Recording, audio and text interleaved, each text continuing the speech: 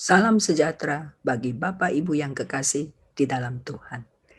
Kita bertemu kembali pada hari ini dengan topik ciri-ciri orang yang berhasil menaklukkan penyakit kanker. Pada tanggal 23 Desember tahun 1971, Presiden Amerika Richard Nixon menyatakan perang melawan kanker. Dia menangani The National Cancer Act dengan mengucurkan dana sebesar 1,6 miliar US dollar untuk membasmi kanker yang merupakan salah satu penyebab kematian utama.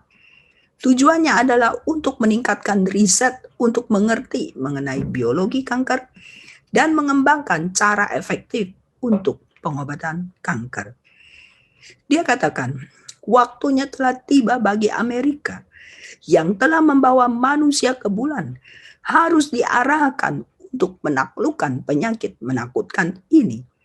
Mari kita buat komitmen nasional total untuk mencapai tujuan itu, katanya.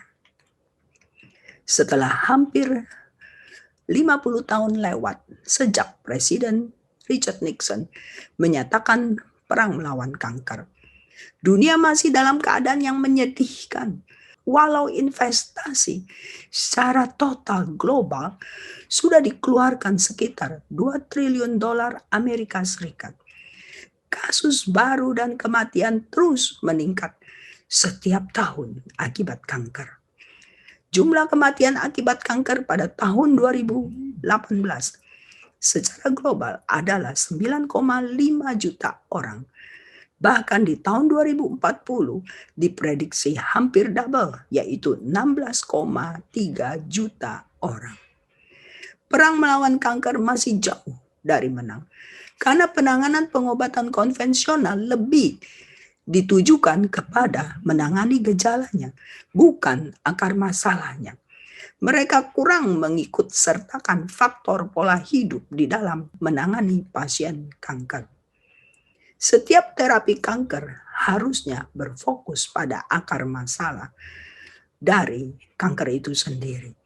Tetapi kenyataan pengobatan kanker sekarang mengabaikannya. Nah, mungkin perumpamannya seperti ini. Contoh, jika kita lihat ada asap dan kita ingin menghilangkan asap itu, kita akan cari penyebabnya.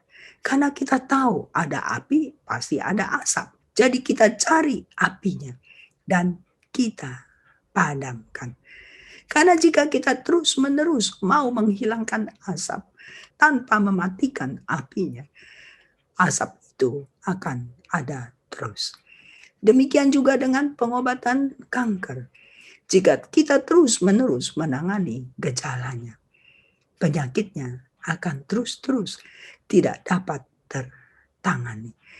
Dan kematian akan terus meningkat. Sesuai dengan topik kita pada hari ini, yaitu ciri-ciri orang yang berhasil menaklukkan penyakit kanker. Ciri-ciri ini saya buat berdasarkan pengalaman saya sendiri mengalami penyakit kanker stadium 4 dan sembuh. Juga saya padukan dengan penelitian-penelitian yang diadakan oleh dokter-dokter atau para ahli lainnya yang secara khusus mempelajari dan meneliti sisi lain selain dari sisi medis terhadap penyintas kanker yang seharusnya mereka tidak sembuh, tetapi mereka sembuh. Kemudian saya juga gabungkan dengan pengalaman saya bergaul dengan penderita kanker selama 18 tahun.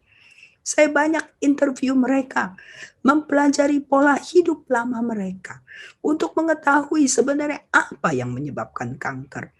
Dalam hal ini saya bertanya mengenai pola makan, pola tidur, pola pikir, pola emosi, pola kerja, dan sebagainya. Dan juga saya mempelajari mental para penderita kanker di dalam menghadapi penyakitnya ini. Dan saya pelajari orang-orang yang sembuh mempunyai mental seperti apa. Setelah saya lihat Mujizat-mujizat kesembuhan terjadi pada penderita kanker stadium lanjut atau pada penderita kanker yang secara medis tidak akan hidup lama, tetapi bisa diperpanjang hidupnya bertahun-tahun lebih lama dengan kualitas hidup yang lebih baik, yaitu tidak menderita sampai akhir hayatnya. Saya takjub dan puji Tuhan. Menurut saya pribadi, untuk mencari kesembuhan penyakit kanker ini perlu penanganan integratif dari semua faktor. Karena manusia bukan hanya terdiri dari tubuh saja, tetapi juga jiwa, pikiran, dan rohani yang tidak boleh kita abaikan. Sehingga untuk kesembuhan kanker, pola hidup penderita perlu ditangani dalam memberi terapi kesembuhannya. Jadi bukan hanya dikasih obat kemo atau diradiasi atau dioperasi dan mengabaikan faktor mental penderita. Tetapi kita gabungkan itu semua dengan pengobatan medis dan juga menangani faktor mental penderita dan juga memberi bimbingan pola makan, pola tidur, pola hidup yang lainnya yang menunjang kesembuhan ini. Sekali lagi, manusia terdiri dari tubuh jasmani, mental, dan rohani, yaitu holistik. Menangani hanya dari satu sisi saja, yaitu jasmaninya, tidak akan memberikan solusi. Untuk kesembuhan diperlukan penanganan secara holistik. Ciri-ciri orang yang berhasil menaklukkan penyakit kanker. Yang pertama, memiliki mental pemenang. Saya taruh mental pada nomor 1. Jika seseorang divonis menderita kanker, biasanya mental langsung down. Pada orang yang mental down dan tidak pernah bangun lagi mentalnya, biasanya penyakitnya dengan cepat menjadi parah dan membawa kematian. Pada waktu seseorang divonis kanker, lumrah jika mental down. Tetapi apabila kita memiliki mental pemenang, kita tidak akan berlama-lama dalam keadaan down. Kita akan bangun dari kesedihan kita. Kita akan bertekad, saya mau sembuh. Biasanya, pada orang yang memiliki mental pemenang, mereka menerima penyakitnya, mereka mau sembuh dan tidak mudah menyerah. Mereka berani berubah, tidak takut gagal, mampu mengelola tekanan-tekanan yang dihadapinya setiap hari, nyeri dari sakitnya, dan juga efek dari obat-obatan yang didapat. If you truly want to change your life, you must first be willing to change your mind. Artinya adalah jika Anda benar-benar ingin mengubah hidup Anda, pertama-tama Anda harus mau mengubah pola pikir Anda. Buang pikiran bahwa penderita kanker otomatis artinya akan segera meninggal. Dan juga buang pikiran bahwa pengobatan konvensional adalah satu-satunya harapan. Kita sudah pelajari tadi, pengobatan konvensional ditambah dengan pendekatan pola hidup. Jasmani, mental, dan rohani akan memberikan keberhasilan. Apabila Anda ingin menang melawan kanker, milikilah mental pemenang. Jangan menyerah. Karena pemenang tidak pernah menyerah dan orang yang menyerah tidak pernah menang. Pemenang mempunyai daya juang dan selalu berusaha. Mereka tidak mengharapkan hasil yang instan. Mereka sabar. Mereka tahu butuh proses. Mereka fokus pada kesembuhan, bukan fokus kepada kesakitan. Mereka tidak pernah menyerah kala seperti seekor burung elang yang sedang mengejar mangsanya. Tidak peduli dengan rintangan-rintangan yang dihadapinya. Seekor burung elang tidak akan mengalihkan fokus matanya kepada mangsanya sampai ia mendapatkan mangsanya itu. Demikian juga mental seorang pemenang. Dia akan lewati rintangan-rintangan, misalnya efek kemo yang menderita, atau belajar makanan sehat yang sebenarnya dia tidak suka. Tapi karena dia fokus pada kesembuhan itu, bukan kepada masalah-masalah, kesulitan dia lewati. Sulit memang, tetapi patut diperjuangkan. Jadi, saudara-saudara, yang dibutuhkan hanyalah tekad yang bulat, ketekunan, dan tidak pernah menyerah. Never, never, never give up. Apakah Anda ingin sembuh? Ubahlah mindset. Milikilah mental pemenang. Bersama Tuhan, pasti bisa. Segala perkara dapat kutanggung di dalam Dia yang memberi kekuatan kepadaku. Filipi 4 ayat 13. Yang kedua, mereka merubah pola makan secara radikal. Mereka langsung stop makanan tidak sehat dan makan makanan yang sehat. Mereka mulai konsumsi makanan sehat alami. Yang tadinya suka manis-manis, mereka akan stop semua yang manis. Yang tadinya tidak suka sayur, mereka akan berusaha makan sayur walaupun tidak doyan. Tapi karena mereka mau sembuh, mereka akan belajar untuk menyukainya. Walaupun sebenarnya mereka belum menyukainya. Mereka berusaha makan yang beda dengan biasa mereka makan. Mereka sudah tidak tergoda lagi untuk makan makanan yang tidak sehat, walaupun makanan itu adalah makanan kesukaan mereka sebelum mereka sakit. Karena mereka sadar mereka mau sehat. Bagi yang perokok dan peminum alkohol, biasanya mereka akan stop jika ingin sembuh. Jadi mereka stop kebiasaan merokok dan meminum alkohol. Dan juga saya perhatikan banyak yang menghindari daging hewani. Memang penelitian menunjukkan bahwa daging hewani erat hubungannya dengan kanker. Apalagi kita tahu pola ternak zaman sekarang. Manusia makin banyak yang sakit. Demikian juga hewan-hewan. Dan itu sudah tidak aman bagi manusia untuk konsumsi. Apalagi berlebih-lebihan sekarang konsumsi hewani. Jadi para pemenang ini banyak menjadi vegan atau vegetarian.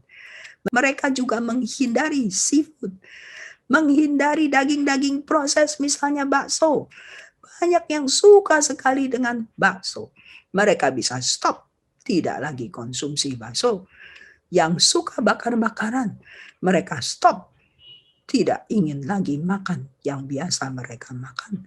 Dan juga yang suka gaji lemak hewani, dari sate, dari soto, gulai, rendang, mereka juga stop karena mereka tahu itu tidak sehat. Juga mereka bisa stop dari makanan proses, misalnya sosis, salami, bacon, dan sebagainya, yang penuh dengan zat kimia, nitrat-nitrit yang bersifat karsinogen. Mereka stop makanan junk food, yaitu makanan sampah yang tidak ada nilai gizinya dan juga tinggi kalori, membuat tubuh jadi lemah dan juga dipenuhi dengan zat-zat kimia. Mereka juga menghindari gula, makanan manis-manis, kue-kue, tepung putih seperti roti, bakmi, pasta, susu sapi, keju, pizza, dan sebagainya. Menurut Dr. Colin Campbell yang terkenal dengan penelitian yang bernama The China Study, dia membuktikan bahwa protein hewani bisa menghidupkan atau mematikan pertumbuhan sel kanker hanya dengan merubah jumlah yang kita konsumsi. Dan juga protein hewani bisa meningkatkan resiko kanker. Dan juga penelitian membuktikan hubungan yang erat antara daging hewani dan resiko kanker. Dr. Neil Barnard mengatakan, industri sapi telah menyumbang lebih banyak dari kematian orang Amerika dibandingkan dengan kematian total akibat perang selama abad ini dan semua bencana alam dan semua kecelakaan lalu lintas dijumlahkan. Jadi para pemenang kanker ini, mereka konsumsi makanan anti kanker. Yaitu makanan apa? Makanan yang alami, whole food, plant-based. Mereka juga tambah dengan meminum jus sayur-sayuran. Bukan jus buah, jus sayur-sayuran, jus kubis-kubisan, jus wortel, jus beet, dan sebagainya. Juga konsumsi banyak daun hijau dalam keadaan mentah, selain dalam jus, dalam salad, dalam lalap, juga konsumsi bawang-bawangan mentah. Mereka belajar memasak dan kreatif dalam mengolah makanan. Sekali lagi, kita makan sehari 2-3 kali. Kita perlu kreatif untuk mengolah makanan agar pola makan kita yang sehat itu bisa berjangka panjang dan menjadi pola hidup kita. Mereka juga makan buah-buahan. Sekarang buah-buahan bukan hanya yang manis saja yang mereka makan. Yang asam, yang sepat mereka pun makan. Makan buah beri-berian yang sangat bagus untuk kanker. Dan juga mereka mendapatkan protein dari nabati, yaitu dari polong-polongan. Jadi makan lengkap, seimbang, semua jenis makanan yang penuh dengan fitokimia dan antioksidan alami yang meningkatkan kekebalan tubuh, makanan yang alkalin dan menyembuhkan. Jadikanlah makananmu sebagai obatmu. Hippocrates. Mereka terus-menerus memotivasi diri sendiri setiap hari agar terus berjuang dan berjuang untuk menang. Selain itu, nomor 3, mereka merubah pola hidup secara radikal. Dikatakan oleh National Center for Biotechnology Information, kanker adalah penyakit yang dapat dicegah, yang membutuhkan perubahan pola hidup yang besar.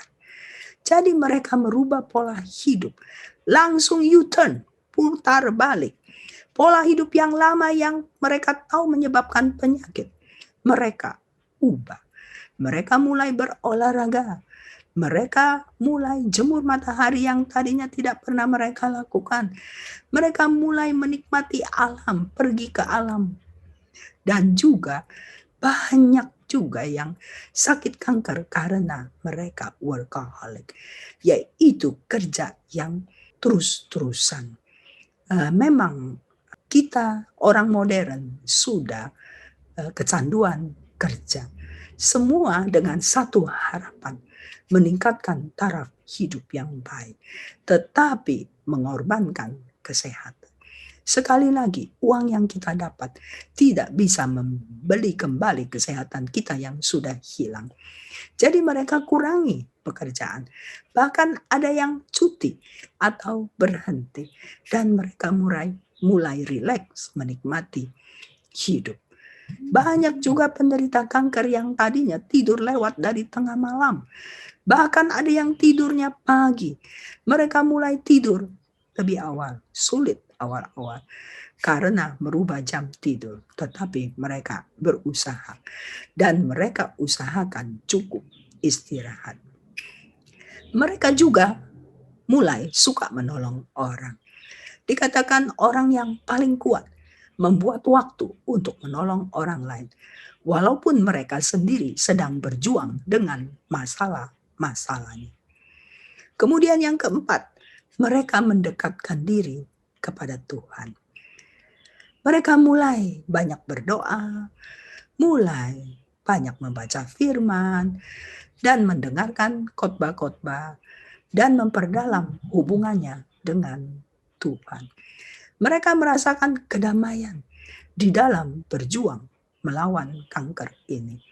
Memberikan mereka damai sejahtera yang membantu bisa melewati masalah-masalah dengan bersyukur dan sukacita. Kejadian 28 ayat 15. Sesungguhnya aku menyertai engkau, Tuhan katakan, dan aku akan melindungi engkau kemanapun engkau pergi, dan aku akan membawa engkau kembali ke negeri ini, sebab aku tidak akan meninggalkan engkau, melainkan tetap melakukan apa yang kujanjikan kepadamu. Tuhan bilang, kamu tidak sendirian. Saya di sini yang mengasihimu, Tuhan.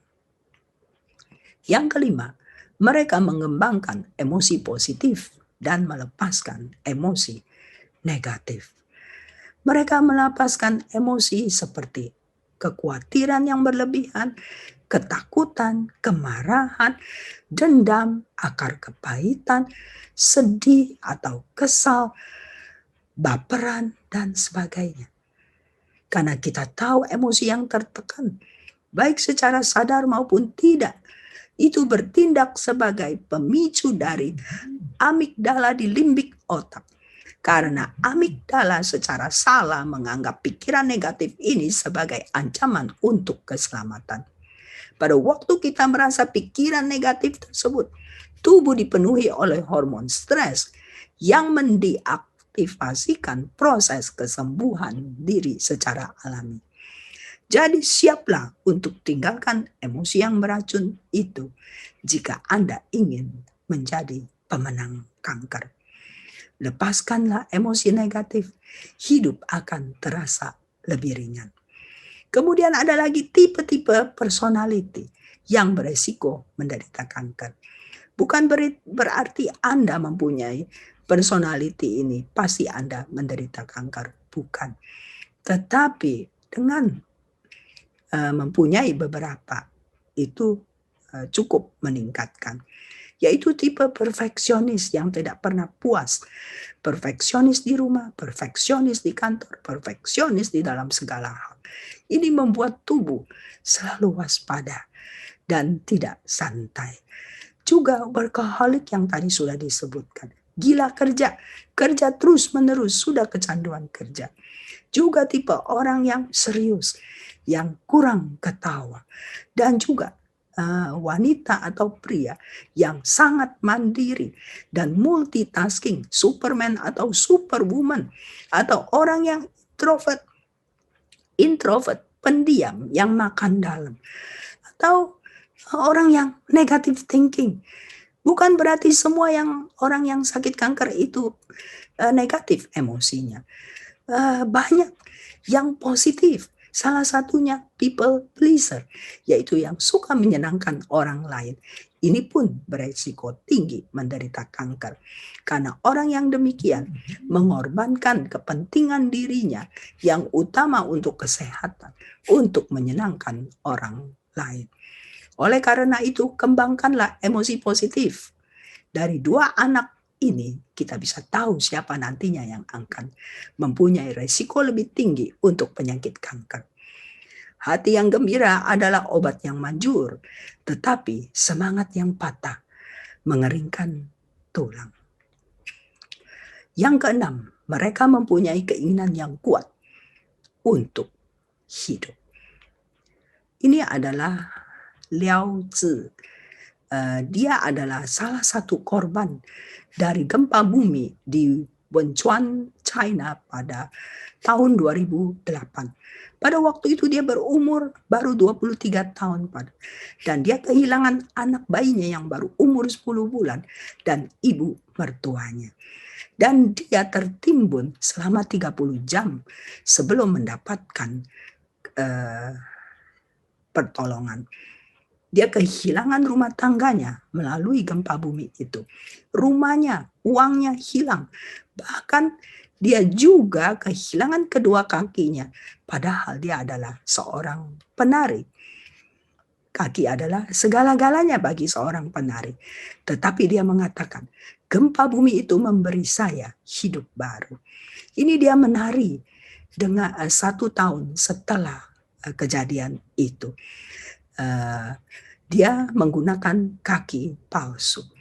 Yang gambar yang di kanan adalah dia sedang membantu gempa bumi di Ya'an pada tahun 2013. Dia bertugas di garis depan sebagai sukarelawati. Dia membagikan makanan, generator listrik, dan membantu memasang tenda walaupun dia menggunakan kaki prostetik.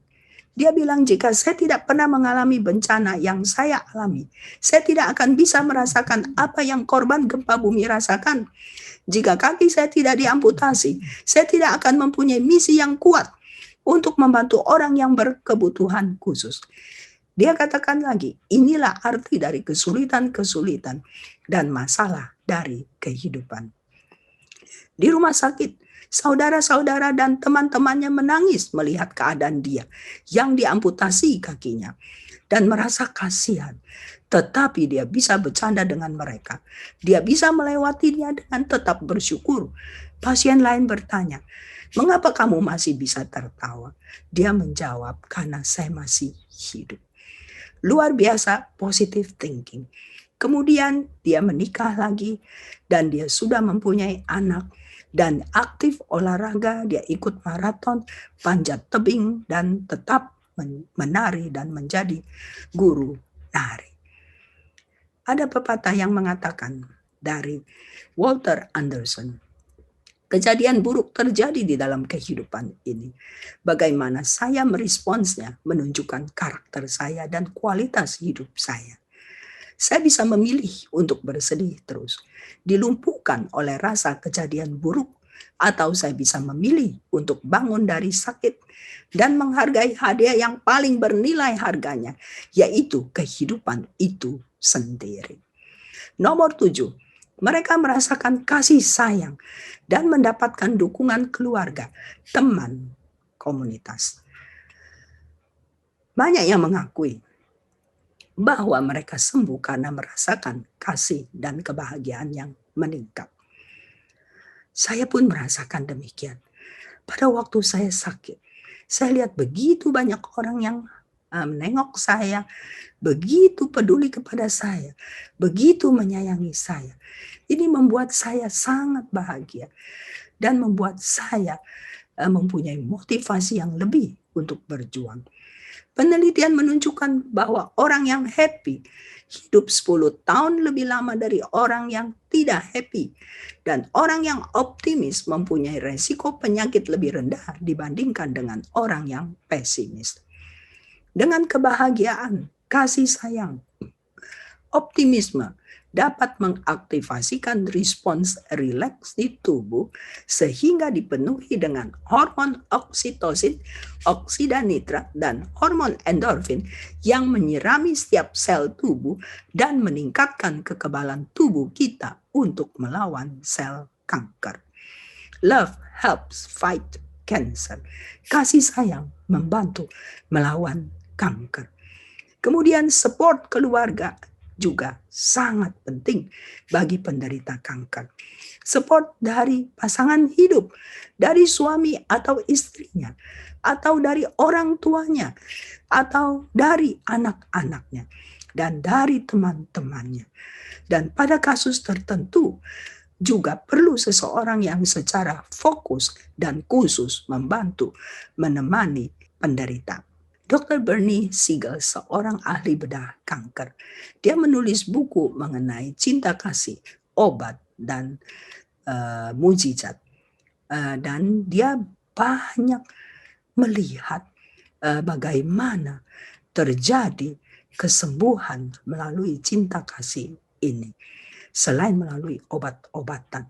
Dia katakan orang yang harusnya meninggal, tidak meninggal. Orang yang kankernya tidak parah, bahkan meninggal. Dikatakan obat paling manjur bagi manusia adalah cinta kasih. Ada yang bertanya, jika tidak mempan, bagaimana? Jawabnya adalah tingkatkan dosis cinta kasihnya. Luar biasa. Ini adalah komunitas kanker di Cancer Support Center di Pluit. di mana kami bisa tertawa bersama, bermain bersama, belajar masak bersama, jalan-jalan bersama, piknik bersama, dan sebagainya. Bagi Anda yang menderita kanker, perlu komunitas untuk orang-orang yang sama-sama berjuang untuk membantu menguatkan mental kita dan menambah motivasi kita dan juga saling menolong satu dengan yang lain. Karena pada waktu kita mendengarkan penderitaan orang lain, kita mengetahui mereka lebih susah sebenarnya dari kita, membuat kita lebih kuat untuk menghadapi penyakit kita. Jangan hanya mengasihani diri sendiri. Yang kedelapan, mereka memegang kendali atas kesehatannya, yaitu mereka tidak pasif. Mereka tidak hanya diam, tetapi terus mencari tahu dan aktif mencari tahu. Mereka terus belajar dan melengkapi diri dengan pengetahuan yang dibutuhkan untuk berjuang. Pola makan yang baik, pola hidup yang baik, pola pikir yang baik, apa saja yang perlu diperbaiki dan diubah, mereka lakukan. Dan mereka lakukannya dengan sukacita dan sadar bahwa itu akan membawa kesembuhan. Mereka juga mencari komunitas yang menunjang, mencari cancer survivor atau penyintas kanker untuk belajar dari mereka. Mereka berjuang dengan penuh semangat walau sebenarnya mereka lemah dan sakit. Mereka siap untuk menerima tanggung jawab untuk merubah faktor yang telah menyebabkan mereka sakit. Terus mengoreksi diri dan membuat perbaikan dan penyesuaian yang diperlukan. Mereka tidak menyalahkan siapa-siapa atas penyakitnya. Juga tidak menyalahkan diri sendiri. Apalagi mengasihani diri sendiri. Mereka menerima penyakitnya dengan hati yang besar. Siap dan antusias untuk mengambil kendali atas kesehatan. Untuk mendapatkan kesembuhan itu. Secara ringkas, ciri-ciri orang yang berhasil menaklukkan penyakit kanker. Pertama, memiliki mental pemenang. Mereka merubah pola makan secara radikal. Mereka merubah pola hidup secara radikal. Mereka mendekatkan diri kepada Tuhan. Mereka mengembangkan emosi positif dan melepaskan emosi negatif. Mereka mempunyai keinginan yang kuat untuk hidup. Mereka merasakan kasih sayang dan mendapatkan dukungan keluarga, teman, komunitas. Mereka memegang kendali atas kesehatannya. Mereka tidak pasif. Pada akhirnya, Bapak Ibu yang kekasih, tekad yang bulat, ketekunan, dan tidak pernah menyerah, kita perlu miliki. Berjuanglah tanpa lelah sampai mencapai tujuan kita, yaitu kesembuhan. Cancer is not a death sentence, but rather it is a life sentence. It pushes one to live. Kanker bukanlah hukuman mati, melainkan jadikanlah sebuah tenaga yang dapat mendorong kita untuk hidup. Hidup yang lebih baik dan lebih bermakna dari sebelumnya. Biasanya orang yang menerima kanker dengan besar hati, hidup mereka setelah kanker bahkan akan lebih bahagia dari sebelumnya, lebih mengerti kesehatan, lebih positif pikirannya, dan lebih dekat dengan Tuhan. Mazmur 37 ayat 5. Serahkanlah hidupmu kepada Tuhan dan percayalah kepadanya dan ia akan bertindak. Kesembuhan adalah hak mutlak dari Tuhan. Kita menyerahkan hidup kita kepada Tuhan. Hidup di dunia ini singkat. Hidup atau mati kita serahkan secara total kepada Tuhan. Karena Tuhan tahu yang terbaik untuk kita. Semasih hidup, marilah kita hidup dengan penuh arti dan menjadi berkat bagi orang lain. Jadikan Tuhan yang utama di dalam kehidupan kita, maka yang lain-lainnya akan ditambahkan. Apapun hasil perjuangan kita, saudara-saudara yang kekasih, baik sembuh atau tidak di dunia ini, yang pasti kita akan sembuh di surga nanti. Yang terpenting adalah pertahankan iman kita. Ingat, dunia ini bukan rumah kita yang kekal. Ibrani 13 ayat 14. Sebab di sini kita tidak mempunyai tempat tinggal yang tetap. Kita mencari kota yang akan datang. Karena kewargaan kita adalah di dalam sorga. Dan dari situ juga kita menantikan Tuhan Yesus Kristus sebagai Juru Selamat. Filipi 3 ayat 20.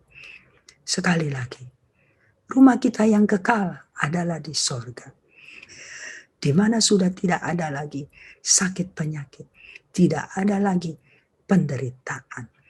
Wahyu 21 ayat 4. Dan ia akan menghapus segala air mata dari mata mereka, dan maut tidak akan ada lagi.